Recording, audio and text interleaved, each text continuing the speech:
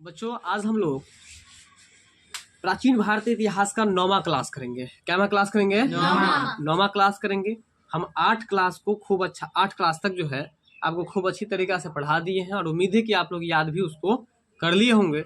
तो आइए आज का पहला प्रश्न क्या है जरा उसको हम लोग जानते हैं। पहला प्रश्न है पुष्यमित्र के शासन काल में किसके शासन काल में? पुष्यमित्र के शासन काल में। पुष्यमित्र के शासन काल में पहली बार किसके नेतृत्व में बैक्ट्रियाई क्या लिखा हुआ है? बैक्ट्रियाई यूनानियों, बोलिएगा इस दोनों वर्ड को जरा। बैक्ट्रियाई यूनानियों ने आक्रमण किया था। प्रश्न समझिएगा, किसके शासन काल की बात हो रही है? पुष्यमित्र शुंग के शासन काल की बात हो रही है। तो अब सबसे पहले एक प्रश्न हम लोग यहाँ पर सीख रहे हैं। बताएंगे आप लोग कि कौन सा प्रश्न हम लोग सीख रहे हैं? बताइए यहाँ पर कौन सा प्रश्न बन रहा है? शुंग वंश की स्थापना किसने किया? तो बताइए शुंग वंश की स्थापना किसने किया? पुष्यमित्र शुंग ने किया। तो ये जो इसका मतलब है कि पुष्यमित्र की शुंग की स्थापना यदि पुष्यमित्र शुंग किया तो यह किस वंश के शासन काल की बात हो रही है? कॉन्सेप्ट समझिएगा, माइंड को इधर उधर नहीं कीजिए। अब माइंड को पूरा संकेंद्रित कर दीजिए मेरे माथा पर, ठीक है ना। तो शुंग वंश के शासन काल में अर्थात पुष्यमित्र शुंग के काल में, क्लियर है यहाँ तक? पुष्यमित्र शुंग के काल में पहली बार किसके नेतृत्व में बैक्ट्रियाई यूनानियों ने आक्रमण किया था? ठीक है, तो इसका आंसर हो जाएगा आपको डेमेट्रियस। क्या हो जाएगा? डेमेट्रियस। पुष्यमित्र शुंग के शासन काल में पहली बार डेमेट्रियस के नेतृत्व में बैक्ट्रियाई यूनानियों ने आक्रमण किया था। बात समझ में आ रहा है ना? तो यहाँ हम लोग 2-4 प्रश्नों को सीखे हैं। प्रश्न थोड़ा कठिन है, भारी है, हम लोग को घबराना नहीं है, ठीक है। ये कठिन जरूर है लेकिन असंभव नहीं है, इसलिए छोड़ना नहीं है, इसको जरूर लेकर के चलना है। चलिए चलते हैं हम लोग अगले प्रश्न पर। पुष्यमित्र शुंग के शासन काल के अंतिम वर्षों में पुष्यमित्र शुंग के शासन काल के अंतिम वर्षों में किसके नेतृत्व में यवन शासक या उसी को हम लोग यूनानी शासक भी कह सकते हैं? क्या कह सकते हैं? यूनानी शासक का दूसरा आक्रमण हुआ था, ठीक है ना। पुष्यमित्र के शासन काल में पहली बार किसके नेतृत्व में बैक्ट्रियाई यूनानी ने आक्रमण किया? तो डेमेट्रियस के नेतृत्व में। लेकिन यहाँ क्या कर रहा है कि पुष्यमित्र शुंग के शासन काल के दौरान जो उनका अंतिम वर्ष था, अंतिम वर्ष में किसके नेतृत्व में यवन या यूनानियों को के द्वारा दूसरा आक्रमण किया गया? तो मिनांडर उर्फ मिलिंद। क्या लिखा हुआ है? मिनांडर उर्फ मिलिंद। फिर से बोलिएगा, मिनांडर उर्फ मिलिंद। मिनांडर उर्फ मिलिंद है, यानी कि उर्फ का मतलब होता है ना, उसके बदला में उसका जो उपनाम होता है ना, उसको हम लोग उर्फ में उसका नाम रख देते हैं, ठीक है ना। तो मिनांडर का ही दूसरा नाम जो था वो आपको क्या चीज था? मिलिंद। मिनांडर का दूसरा नाम क्या था? मिलिंद। अब जो है एक बार पुनः इस प्रश्न पाते हैं। पुष्यमित्र शुंग के शासन काल के अंतिम वर्षों में किसके नेतृत्व में यवन या यूनानी ने दूसरा आक्रमण किया था?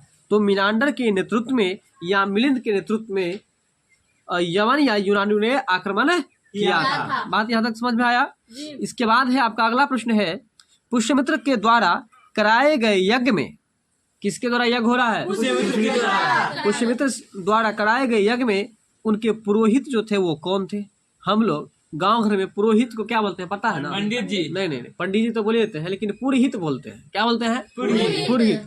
तो ये आपको गलत वर्ड है, याद रखिएगा। क्या होगा? पुरोहित। क्या हो जाएगा? पुरोहित हो जाएगा। पुष्यमित्र शुंग द्वारा कराए गए यज्ञ में पुरोहित कौन थे? तो पतंजलि थे। कौन थे? पतंजलि। अब देखिए यहाँ एक प्रश्न जो है आपको आगे आ सकता है कि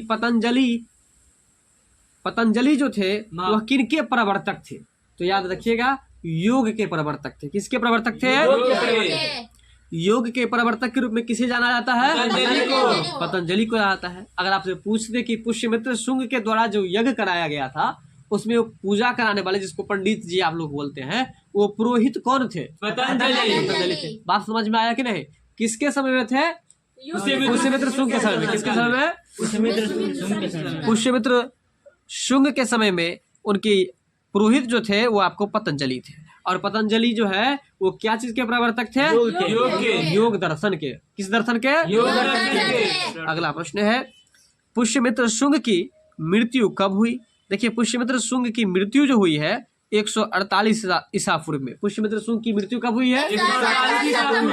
पुष्यमित्र शुंग की मृत्यु कब हुई है? 148 ईसा पूर्व में हुई है। अब आपका अगला प्रश्न है कि पुष्यमित्र का उत्तराधिकारी कौन हो? उत्तराधिकारी तो जानते हैं ना, उत्तराधिकारी का मतलब राजगद्दी को संभालने वाला। एक राजा के बाद जो दूसरे व्यक्ति आएंगे राज को संभालने के लिए, उनको ही क्या कहा जाता है? उत्तराधिकारी। क्या कहा जाता है? तो देखिए पुष्यमित्र शुंग जो थे उनका उत्तराधिकारी कौन बना? तो उनका उत्तराधिकारी जो बना है वो अग्निमित्र बना है। कौन बना है? देखिए अग्निमित्र जो है ना, ये व्यक्ति का नाम है। किसका नाम है? व्यक्ति का नाम। अब यहाँ अग्नि से आप लोग आग वाला कोई भी ऐसा अर्थ नहीं लीजिएगा। बात समझ रहे हैं ना? तो बताएं कि पुष्यमित्र का उत्तराधिकारी कौन बना था? बोलिए जरा इसको दोबारा, पूरा प्रश्न बोलिए। पुष्यमित्र का उत्तराधिकारी कौन हुआ? अग्निमित्र। प्रश्न है आपका, शुंग वंश का, किस वंश की चर्चा है? शुंग वंश का 10वां और अंतिम राजा। अब बात पकड़ में आ गया होगा। इसका मतलब अगर आपसे कोई पूछ दे कि बताइए शुंग वंश में टोटल कितने राजा बने, क्योंकि आप महावीर वाला प्रश्न पढ़े थे, उसमें आप बोले थे 24वां का है या अंतिम का। ठीक उसी तरह से यहाँ शुंग वंश में 10 गो राजा बना था। इसी वजह से आप शुंग वंश का 10वां राजा का नाम लीजिए और चाहे अंतिम राजा का नाम लीजिए। ये बात क्लियर हुआ कि नहीं क्लियर हुआ? ये बात क्लियर तो हो गया ना? देखिए शुंग वंश का 10वां राजा या अंतिम राजा कौन था, जिसे उसके अमात्य, क्या लिखा हुआ है? अमात्य वसुदेव ने मार डाला, है ना? शुंग वंश का 10वां और अंतिम राजा कौन था, जिसे उसके अमात्य वसुदेव ने मार डाला। बात समझ में आ रहा है ना? तो उनका नाम है आपको देवभूति। क्या नाम है? देवभूति। अब यहाँ पर आपको एक डाउट उत्पन्न हुआ होगा कि ये अमात्य का मतलब क्या होता है। सबसे पहले तो थोड़ा यहाँ पर मिसप्रिंटिंग है। अमात्य जो लिखा हुआ है ना, वो अमात्य होगा। क्या होगा? अमात्य। क्या होगा? अमात्य होगा। बात समझ रहे हैं? और इस अमात्य का जो शाब्दिक अर्थ होता है साथ रहने वाला या मंत्री। क्या कहेंगे हम लोग? साथ रहने वाला या मंत्री, या उसको हम सलाहकार भी कह सकते हैं। बात समझ में आ रहा है ना? अर्थात राजा के साथ जो हमेशा बने रहे, या राजा के किसी भी सलाह की जरूरत हो तो उनसे सलाह ले। तो ये राजा किसे सलाह लेता था? मंत्री से ही लेता था ना। बात समझ में आ रहा है कि नहीं आ रहा है? तो वही बात है, इसलिए याद रखें कि अमात्य का मतलब क्या होता है? अमात्य का मतलब सिंपल तौर पर बस इतना ही समझिए, मंत्री। क्या समझिएगा? मंत्री। तो कहने का मतलब शुंग वंश के 10वां राजा और अंतिम राजा यदि पूछा जाए तो देखिएगा यहाँ पर शुंग वंश के 10वां या अंतिम राजा कौन थे, जिसे उसके अमात्य वसुदेव ने ही मार डाला। तो ये ही आपको देवभूति जो था ना, वो शुंग वंश का अंतिम राजा था। बात को पकड़े कि नहीं पकड़े? शुंग वंश का अंतिम राजा कौन था, जिसे उसके अमात्य वसुदेव ने ही मार डाला। अब यहाँ पर एक प्रश्न और सीख रहे हैं हम लोग कि शुंग वंश के अंतिम राजा को किसने मार डाला? उसका अमात्य मार दिया। तो अमात्य का मतलब हम कितना अर्थ बताए हैं? मंत्री या सलाहकार, या उसको हम लोग साथी भी कह सकते हैं, साथ रहने वाला।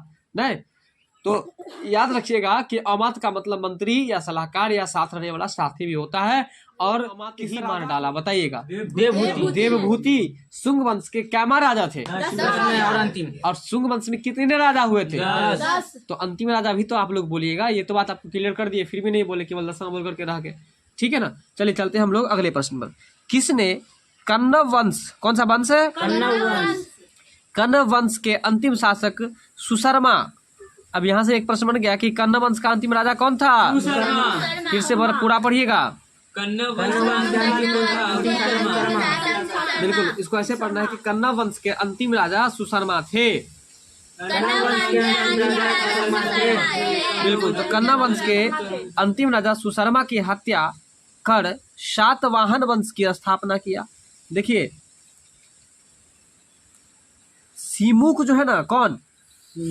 सीमुक नाम का व्यक्ति है जो कि आपको सुशर्मा को क्या कर दिया? मर्डर कर दिया। क्या कर दिया? क्या कर दिया? बताइए कौन किसको मर्डर कर दिया? सुशर्मा ने सुशर्मा को सीमुक ने मर्डर कर दिया। किसने कर दिया? वह आपको सुशर्मा की हत्या कर दिया। और यहाँ पर एक प्रश्न हम लोग ये भी सीखे कि कन्ना वंश के अंतिम राजा कौन थे? सुशर्मा। देखिए, कन्ना वंश के अंतिम राजा जो थे वो सुशर्मा थे, और उस सुशर्मा की हत्या किसने कर दिया? सीमुक ने कर दिया। किसने कर दिया? सीमुक ने। अब यहाँ एक प्रश्न और आप लोग सीखेंगे कि सातवाहन वंश की स्थापना किसने किया? सीमुक ने किया। सीमुक ने किया है। तो 4 प्रश्न हम लोग यहाँ से लगभग सीखे हैं। तो बोलिएगा कि कन्ना वंश के अंतिम राजा कौन थे? सुशर्मा। और कन्ना वंश के अंतिम राजा सुशर्मा की हत्या किसने कर दिया? सीमुक ने। और सातवाहन वंश की स्थापना किसने किया? सीमुक ने। अगर आपसे पूछे कि सुशर्मा की हत्या करने के बाद किस वंश की स्थापना हुई? सातवाहन वंश के। सातवाहन वंश की। तो लगभग 4-5 प्रश्न को हम लोग यहाँ से सीख चुके हैं। अब चलते हैं अगले प्रश्न पर। पुष्यमित्र शुंग ने किस धर्म को राजधर्म घोषित किया? पुष्यमित्र शुंग जो थे किस धर्म को अपना राजधर्म घोषित किया? बताइए। तो वैदिक धर्म को। किस धर्म को? वैदिक धर्म को। पुष्यमित्र शुंग जो है किस धर्म को अपना राजधर्म घोषित किया है? वैदिक धर्म को। वैदिक धर्म को पुष्यमित्र शुंग जो है राजधर्म घोषित कर दिया। बात समझ में आ रहा है ना? अगला प्रश्न है मगध में। कहाँ पर? मगध में ब्राह्मण राज स्थापित करने और ब्राह्मण धर्म के पुनरुद्धार का श्रेय किसे दिया जाता है? अब देखिए, मगध जो कि 16 महाजनपद में सबसे शक्तिशाली था। अधिक शक्तिशाली था। मगध में प्रथम ब्राह्मण राज स्थापित करने का श्रेय, समझिएगा प्रश्न बहुत अच्छा है, प्रथम ब्राह्मण राज स्थापना करने का श्रेय और ब्राह्मण धर्म के पुनरुद्धार, क्या लिखा हुआ है? ब्राह्मण धर्म के उद्धार का श्रेय किसे दिया जाता है? तो वो भी आपको पुष्यमित्र शुंग को ही दिया जाता है। याद रखिएगा, मगध में, इस प्रश्न को भी याद कीजिए सबसे पहले, मगध में प्रथम ब्राह्मण राज की स्थापना करने का श्रेय और ब्राह्मण धर्म के पुनरुद्धार का श्रेय किसको दिया जाता है? पुष्यमित्र शुंग को। किसको दिया जाता है? किसको दिया जाता है? पुष्यमित्र शुंग को दिया जाता है। अगला प्रश्न है आपका, शुंग काल में, किस काल में? शुंग काल में राजाओं ने किस भाषा को प्रोत्साहित किया? शुंग काल में राजा के द्वारा किस भाषा को प्रोत्साहन दिया गया के लिए आपको जो है सो आदेश दिया गया? तो याद रखिएगा, संस्कृत को। किसको? संस्कृत को। शुंग काल में राजाओं ने संस्कृत भाषा को प्रोत्साहन दिया और उसे पाली के स्थान पर, किस भाषा के स्थान पर? पाली के स्थान पर राजभाषा को घोषित कर दिया।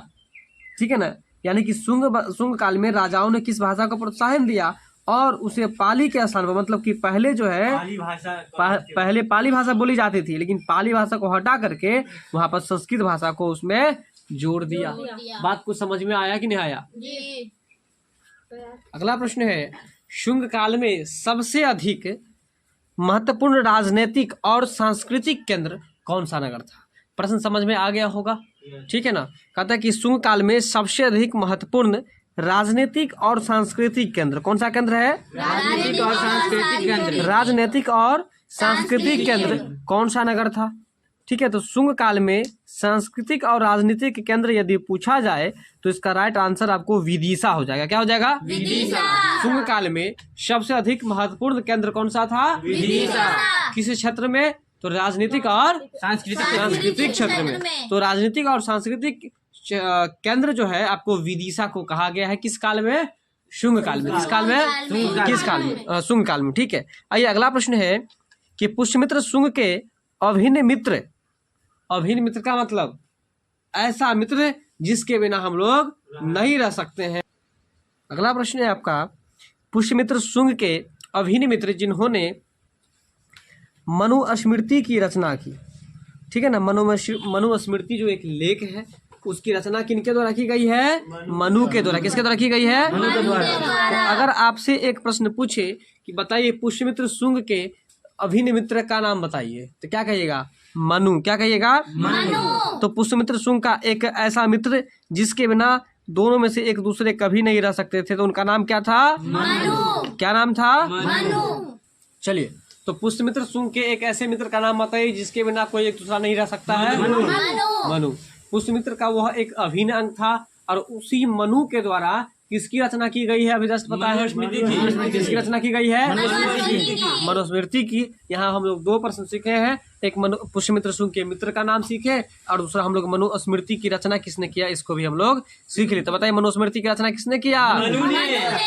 मनु ने किया है। अगला प्रश्न है, पुष्यमित्र शुंग के अभिन्न मित्र जिन्होंने महाभाष्य नाम से एक पाणिनि की प्रसिद्ध रचना अष्टाध्यायी पर भाष्य टीका भी लिखा है। कौन सा टीका लिखा है?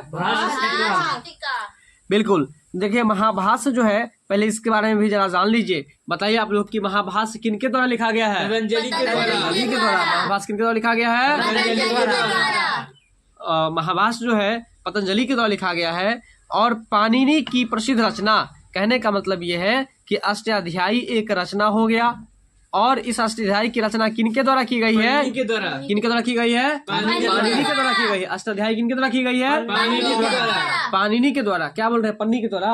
पाणिनि के द्वारा। किसके द्वारा? पाणिनि के द्वारा। तो पुष्यमित्र शुंग के अभिन्न मित्र जिन्होंने महाभाष्य नाम से पाणिनि की प्रसिद्ध रचना अष्टाध्यायी पर भाष्य या टीका लिखा था, उनका क्या नाम था? तो उनका नाम आपसे पूछा जा रहा है आपको पतंजलि। क्या नाम पूछा जा रहा है? महाभाष्य से पाणिनि की प्रसिद्ध रचना अष्टाध्यायी पर भाष्य या टीका लिखा है। तो अगर आपसे पूछे कि अष्टाध्यायी पर जो भाष्य या टीका लिखा गया वो उसका क्या नाम था, तो आप बोलेगा महाभाष्य। क्या नाम था?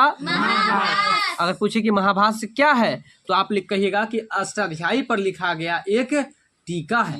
अष्टाध्यायी पर लिखा गया एक टीका है और उसी टीका का दूसरा नाम क्या है? भाष्य लिखा। क्या है? भाष्य। तो बताइए कि महाभाष्य जो है किनके द्वारा लिखा गया एक टीका है? पतंजलि के द्वारा। समझ गए अब ना? तो कह रहा है कि एक बार फिर से प्रश्न पाइए, एक नया प्रश्न सीख लीजिएगा।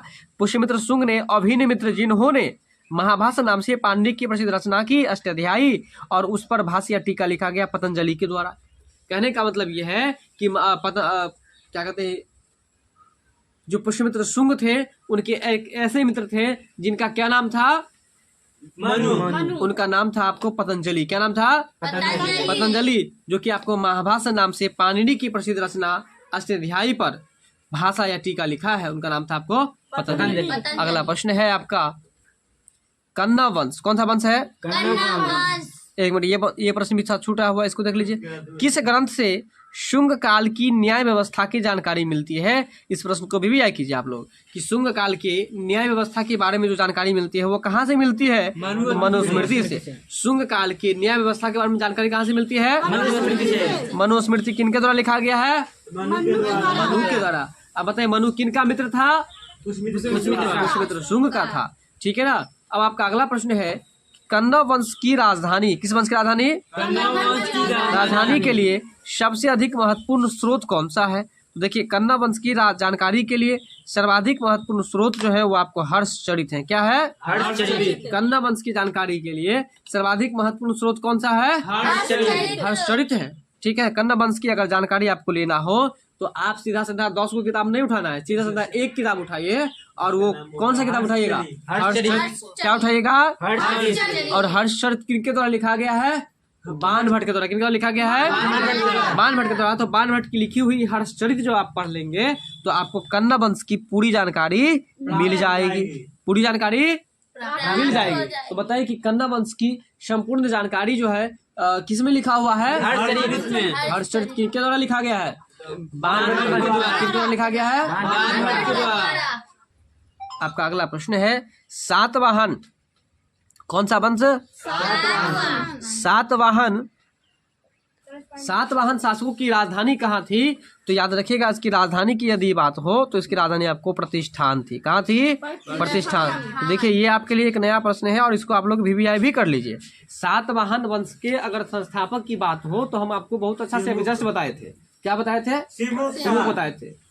सातवाहन वंश की अगर संस्थापक की बात करें तो उसका संस्थापक कौन था? सिमुक था। लेकिन यहाँ पर क्या कर रहा है कि उसकी राजधानी कहाँ?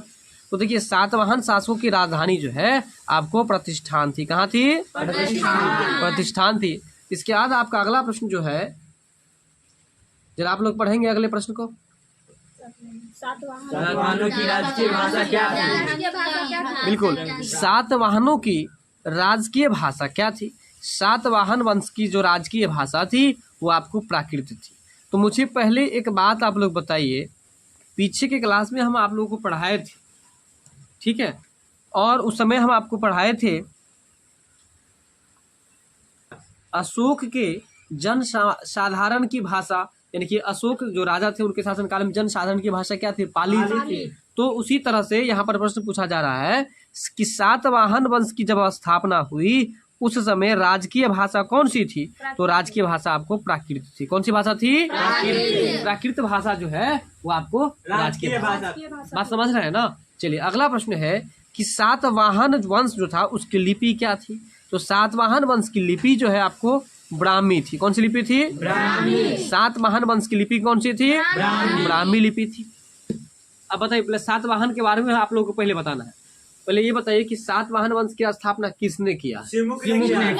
सातवाहन वंश की स्थापना से पहले कौन सा वंश था? बताइए आप। कन्ना वंश। कौन सा वंश था? कन्ना वंश था। अब ये बताइए कि सातवाहन वंश जो थी उसकी राजधानी कहाँ थी? प्रतिष्ठान थी। सातवाहन वंश की राजकीय भाषा क्या थी? प्राकृत थी। और सातवाहन वंश की लिपि क्या थी? ब्राह्मी लिपि थी। एक बार फिर से बताइए, सातवाहन वंश के संस्थापक? सातवाहन वंश की राजधानी? सातवाहन वंश की राजकीय भाषा? प्राकृत। और सातवाहन वंश की लिपि कौन सी थी? सातवाहन वंश के पहले कौन सा वंश था? कन्ना वंश था। ठीक है, आइए अगला प्रश्न है आपका कि सातवाहन वंश का सबसे बड़ा और पराक्रमी शासक कौन था? सातवाहन वंश का सबसे बड़ा और पराक्रमी राजा कौन था?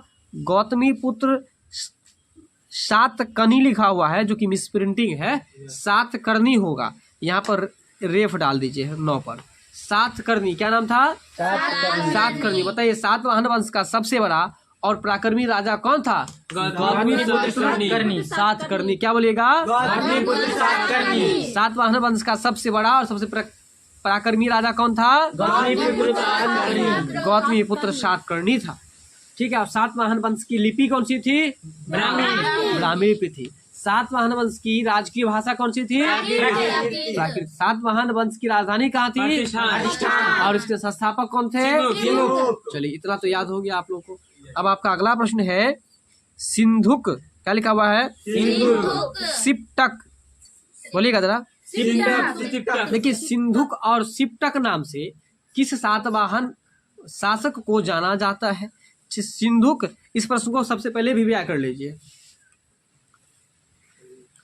सिंधुक और सिप्टक नाम से किस सातवाहन राजा को जाना जाता था? तो सिमुक को। अगर आपसे पूछे कि सिंधुक किस राजा को कहा गया है? सिमुक को। या सिप्टक किस राजा को कहा गया है? सिमुक। तो ये भी आपको सिमुक ही हो जाएगा। तो इसको ऐसे बोलिए आप लोग देख करके कि सिंधुक और सिप्टक राजा सिमुक को कहा गया है। बोलिए। अगला प्रश्न है, आइए अब आपका अगला प्रश्न है, सातवाहन वंश का पहला शासक क्या लिखा हुआ है? जिसने सातकर्णी की उपाधि धारण की थी। अब जरा कॉन्सेप्ट समझिए। यहाँ पर सातवाहन वंश का पहला शासक यदि कहे तो पहला शासक की चर्चा नहीं हो रही है। जो संस्थापक है वो पहला शासक हुआ, तो उसके बारे में यहाँ पर नहीं है। यहाँ कह रहा है कि ऐसा कौन सा पहला राजा था जो सातकर्णी की उपाधि से सुशोभित किया अपने आप को। कहने का मतलब सातवाहन वंश का ऐसा कौन सा राजा था जो पहली बार सातकर्णी की उपाधि से सुशोभित किया। बात अब समझ में आया होगा आप लोग को पूरा कि सातवाहन वंश का ऐसा कौन सा राजा था जो पहली बार सातकर्णी की उपाधि से सुशोभित किया। बात समझ में आया? यहाँ पर वो वाला पहला नहीं है जो पहला सातवाहन वंश का संस्थापक था। अगर सातवाहन वंश की संस्थापक की बात हो तो अभी जस्ट पढ़ाए थे जो कि सिमुक था। बात समझ में आ रहा है? तो यहाँ पर सातवाहन वंश का पहला राजा सिमुक की चर्चा नहीं है। कहता है इसमें कि सातवाहन वंश का ऐसा कौन सा राजा था जो पहली बार सातकर्णी की उपाधि से सुशोभित हुआ था। बात अभी भी समझ में आया कि नहीं आया? तो आइए, प्रश्न है कि सातवाहन वंश का पहला शासक जिसने सातकर्णी की उपाधि धारण की थी तो उसका नाम है आपको सातकर्णी प्रथम। क्या नाम है? सातकर्णी प्रथम। वही अगर हम बात करें गौतमी पुत्र सातकर्णी की थी, गौतमी पुत्र सातकर्णी की तो यह सातवाहन वंश का 23वां राजा था। कैमन राजा था? 23वां। इनके पिताजी का क्या नाम था बताइए? शिव स्वाति। और इनके माता जी का क्या नाम था? गौतमी बलश्री। गौतमी बलश्री, ये भी याद रखिएगा। ठीक है, एक बार पुनः बताइए कि सातवाहन वंश का पहला राजा कौन था? और सातवाहन वंश का ऐसा कौन राजा था जो पहली बार सातकर्णी की उपाधि धारण किया था? सातकर्णी प्रथम। सातकर्णी प्रथम। बात समझ में अब आ गया होगा। चलिए अगला प्रश्न है, किस ग्रंथ में सातवाहनों को, किसको? मलेच्छ कहा गया? क्या कहा गया? मलेच्छ कहा गया है। कौन से ग्रंथ में सातवाहन को मलेच्छ कहा गया है? महाभारत में। किसमें कहा गया है? क्या कहा गया है? मलेच्छ। किसको कहा गया है? सातवाहन शासकों को। अब सबसे पहले ये समझिए कि मलेच्छ क्या होता है। देखिए, मलेच्छ भी एक प्रकार की जाति है। क्या है मलेच्छ? एक प्रकार की जाति है। और यह जो जाति होता है ना, वो अपने धर्म को छोड़ करके ऐसा काम करता है जिससे कि दूसरों को कष्ट पहुंचे, दूसरे को गुस्सा आए, दूसरे को उसको देख करके घृणा आए। ऐसी जाति को हम लोग कौन सी जाति कहते हैं? मलेच्छ कहते हैं। क्या कहते हैं? मलेच्छ कहते हैं। तो यही मलेच्छ की भाषा किनको कहा गया था? तो सातवाहन वंश के शासकों के लिए यूज किया गया था, याद रखिएगा। और कहाँ पर यूज किया गया था? तो महाभारत में यूज किया गया था। कहाँ पर? अब समझ में आ गया होगा कि सातवाहन वंश को किस ग्रंथ में मलेच्छ कहा गया है? और मलेच्छ का अर्थ क्या होता है? एक ऐसी जाति जो अपना धर्म कर्म छोड़ करके ऐसा कोई काम करता है जिससे कि दूसरों को कष्ट पहुंचे, दूसरे को गुस्सा आए और दूसरे को नफरत पैदा हो, घृणा पैदा हो। उस जाति को हम लोग क्या कहते हैं? मलेच्छ कहते हैं। बात क्लियर हो गया। चलिए अगला प्रश्न है, किस स्तूप के द्वार पर सातकर्णी प्रथम, कौन सा? सातवाहन वंश के ऐसे पहले राजा का नाम बताइए जो सातकर्णी की उपाधि धारण किया था? सातकर्णी प्रथम। और वही सातकर्णी प्रथम के बारे में क्या कह रहा है कि किस स्तूप के द्वार पर सातकर्णी प्रथम का नाम उल्लेखित था? तो याद रखिएगा, सांची स्तूप जो है ना, सांची स्तूप के द्वार पर यानी कि उसके गेट पर, किसके गेट पर? सांची स्तूप के गेट पर सातकर्णी प्रथम का नाम लिखा गया था। बात समझ रहे हैं ना? सांची का जो स्तूप है कहाँ पर है बताइए आप लोग? मध्य प्रदेश में है। और उस मध्य प्रदेश में जो है, आपको याद रखिएगा, जो ये क्या कहते हैं, स्तूप बना हुआ है सांची का स्तूप, उसके गेट पर, उसके दरवाजा पर सातकर्णी प्रथम का नाम उल्लेखित किया गया है। मतलब सातकर्णी प्रथम के बारे में कुछ न कुछ जो है जानकारी प्रदान की गई है, लिखी गई है। बात कुछ समझ में आया कि नहीं आया? अगर आपसे पूछेगा कि सातकर्णी प्रथम का के नाम का उल्लेख जो है किस स्तूप पर किया गया है, तो क्या कहेंगे? और सांची का स्तूप कहाँ पर है? मध्य प्रदेश में। मध्य प्रदेश की राजधानी कहाँ पर है? भोपाल में है। तो बताइए कि डॉक्टर भीमराव अम्बेडकर का जन्म कहाँ हुआ था? कमेंट्स करके बताइएगा आप लोग। ठीक है, अगला प्रश्न है आपका, सिकंदर की मृत्यु के पश्चात, किनकी मृत्यु के बारे में हम लोग पढ़ रहे हैं? सिकंदर के मृत्यु के बाद बैक्टीरिया, पढ़िएगा जरा, बैक्टीरिया वो पार्थिया, क्या लिखा हुआ है? बैक्टीरिया, है ना? बैक्टीरिया क्या बोलेगा? बैक्टीरिया। बस। और एक बैक्टीरिया होता है, जो बैक्टीरिया मतलब जीवाणु होता है। यहाँ वो बैक्टीरिया नहीं है, बैक्टीरिया। क्या बोलेगा? बैक्टीरिया और पार्थिया। क्या लिखा हुआ जरा इसको बोलिएगा फटाफट से। बैक्टीरिया और पार्थिया पर किसका अधिपत्य रहा है? तो इसका आंसर हो जाएगा आपको सेल्यूकस निकेटर का। किसका रहा है? सेल्यूकस निकेटर का। प्रश्न फिर से समझिए, प्रश्न बहुत ही मजेदार है। ये बात हम पीछे आपको सिकंदर के बारे में पढ़ाए थे कि सिकंदर जो भारत में आक्रमण किया, आक्रमण करने का जो क्षेत्र जीता वो किसको दे दिया था? दिया था कि नहीं दिया था? प्रश्न याद है ना पीछे जब थे? तो वही उसी से रिलेटेड है। इसको जरा ध्यान से देखिए कि सिकंदर की मृत्यु जब हो गई तो उसके बाद बैक्टीरिया और पार्थिया, बोलिएगा, बैक्टीरिया और पार्थिया किसके अधिकार में रह गया? तो बताइए किसके अधिकार में रह गया? सेल्यूकस निकेटर के अधिकार में रह गया। और हम ये चर्चा भी कर दिए थे कि जब सिकंदर की चर्चा हो और उसका आंसर आपको उसमें सेल्यूकस निकेटर हो, तो आप लोग अगर नहीं याद प्रश्न हो तो सेल्यूकस निकेटर आंख बंद करके मार दीजिएगा। हम बताए थे ये बात आपको, ठीक है ना? अगला प्रश्न है कि किस यवन शासक ने औजे, क्या लिखा हुआ है? औजे की उपाधि धारण कर रखी थी, है ना? औजे की उपाधि जो धारण किए हुए थे कौन? तो डेमेट्रियस। कौन किए थे? डेमेट्रियस। फिर से बोलिएगा, डेमेट्रियस जो था वह आपको औजे की उपाधि धारण किया था। और वह डेमेट्रियस किस वंश का शासक था? बताइए आप लोग। यवन वंश का। किस वंश का? यमन वंश का। अगर आपसे पूछे कि औजे जो है वो किनकी उपाधि था? डेमेट्रियस का। डेमेट्रियस का। फिर से बताइए और ऐसे बोलिएगा आप लोग कि औजे डेमेट्रियस की उपाधि था।